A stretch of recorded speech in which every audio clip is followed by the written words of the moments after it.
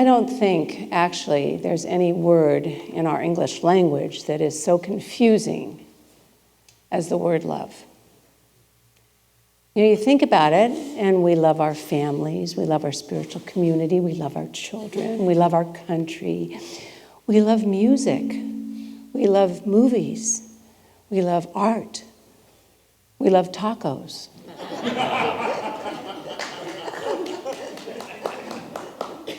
I'll have to say, I don't love my husband the same way I love a taco. But we use that word to encompass everything because we're human. And our emotions are up and down. And human emotion really relies on emotion. Emotion, behavior, connection, disconnection, how you're feeling that day. And it's confusing to hear the word love.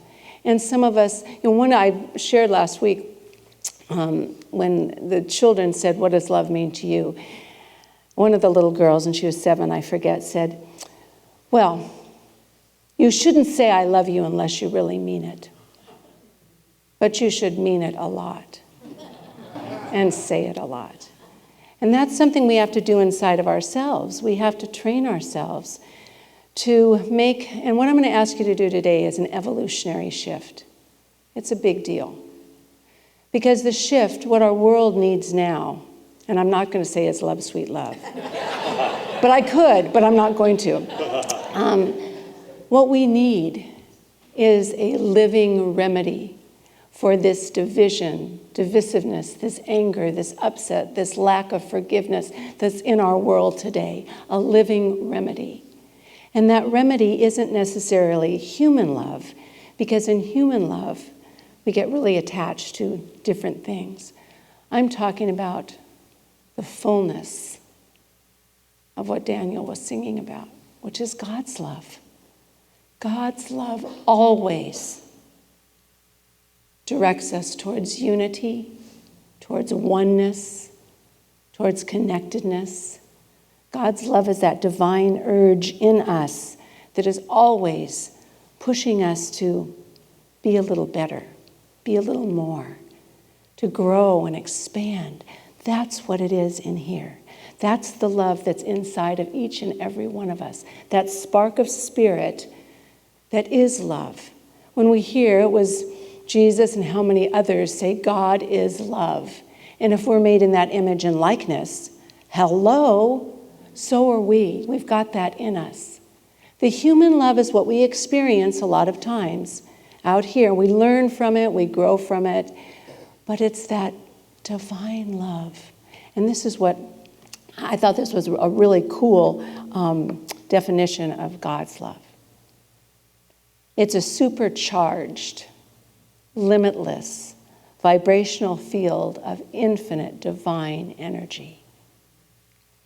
In Ernest Holmes' book, New Design for Living, he talks about the importance, of course, the chapter is The Power of Love. And he quotes an anthropologist, Ashley Montague, who says, "There's only one word I really feel that will accurately define love, and that is interdependence, the need we have for each other." A Buddhist teacher quoted something very, very similar to that. And if we want to do this revolutionary shift in our thought about love, we're going to have to do two things. One, we have to be open. We have to be open. I'd like to read a quote from Rumi on that one. He says, and this was what you were saying in your beautiful opening today, I open and fill with love. Just think of that. I open and fill with love, and everything that is not love evaporates. So we can go through a lot of healing work to heal our past, our, what's keeping us down. He's saying if we just go to that place and open to it, everything like it will evaporate right now. He goes on to say, in that place, something opens our wings. Something makes boredom and hurt disappear. Something fills the cup in front of us, so we taste only sacredness. And that is the power of love. So if you and I are going to make this revolutionary shift to tap into, to tune into, to radiate that bigger energy, the vibration of love, not to just, we start our 5-step prayer, religious science prayer, saying God is all there is and God is love. And second step, we are one with God. So right then we're saying the oneness. But this is making a statement that we're going to not fall in love, but rise in love and stand in the vibration of love. So we have to do that, what Rumi said. And then the Tibetan teacher said, be like bamboo. Bamboo is strong on the outside and soft in the middle. And its roots are firmly planted in the ground, and they freely intertwine with the other roots for mutual strength and support. The stalk bends easily in the wind. It doesn't resist, so it is much, much, much more difficult to break. And that's the call to us. It sounds so easy, doesn't it? I don't know who that is either, but that's kind of creepy. But maybe that's just spirit up there telling us we're all being taken care of. But we need to be open, we need to be strong, and we need to be flexible. You know, if we think about it, we get all tangled up in feeling like we need to be loved. You know, we go out there looking for love outside of ourselves because we want to feel good about ourselves. When we realize that the love that we want is really inside of us, and we need to simply make a place for it to expand and grow and become. We need to get to that place. It's like an instrument. Kirk has a piano tuner in here all the time because he wants that instrument at its highest possible place. So it sounds good and it's sending out vibrations so we can appreciate. Well, we're vibrational beings. And our heart sends out electromagnetic energy. I mean, we can't see it, but it's sending out that all the time. And when we're in a good place, a loving place, you can feel it. You know how you can walk into a room and feel the energy of a room? That's because people are in a good place. But if we are in a not so good place, that vibration is not sending out the same strength and positivity that we want it to. We need to work on that. We need to tune in and tune up our instrument, this beautiful vessel or vehicle, the temple, our temple for spirit that we have here, our body temple, and we need to tune it so we can be open and available. Martin Luther King said, and I said this one line last week, love is the most durable power in the world. And it's something we hear all the time. He goes on to say, I think I've discovered the highest good. It is love. This principle stands at the center of the cosmos. When Paul says God is love, it means when we are standing right there in the presence of Spirit, of God, of goodness. That's what it is. Martin Luther King got it. The mystics get it. We have to embody the presence and not just use it occasionally when we feel like it. We've got to be that presence. And Rumi also said, love is the mother, and we are her children. And it was funny, I was thinking about this, and if we are the individualized expressions of spirit, right? We are that we're the way we say, we're the way God knows itself. Then we're here to be personified lovers. We're here to do that and practice it. We need to get in alignment and be that.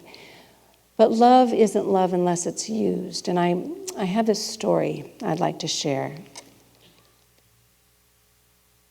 It was really a message for me about an amazing way to use love. We usually love to love people that we love, right? Okay, this is a little, and this isn't different than that, but it's a different expression of that. It's from a nurse, and she said it was a very busy morning at the hospital when an elderly man came in and he wanted to have the stitches from his thumb removed. And he said, it was 8:30, and he said he needed to have them done quickly because he had an appointment at 9 that was very important. And so the nurse knew that he wasn't going to get in to see anybody for at least an hour. So she thought, I'll look at the wound and see if I can take the stitches out. And she did. She could take them out. But she said, do you have another doctor's appointment? Is that why you're in such a hurry? And he said, no, I'm having breakfast with my wife at the nursing home. She said, oh, will she be okay if you're late? And a few minutes late even. And he said, well, she has Alzheimer's. And she hasn't known me for the past 5 years. And the nurse said, and you still go and have breakfast with her every morning? And he said, she doesn't know who I am, but I know who she is. And the nurse, in her heart, said she had to choke back the tears because she said, that's the kind of love I want. The love that isn't bound by it. Things have to be this way or that way. It's the love that is present all the time. And that's what we're talking about today. The love that we can step into. And it takes that shift. When we say, I am love, you know how we do those affirmations? I am love, I am goodness, I am peace. And we're trying to convince ourselves we are that. You know I am sometimes, somewhere, once in a while. I will be when I'm a little better. But this is when we stand in that place, I am love, and we just let it.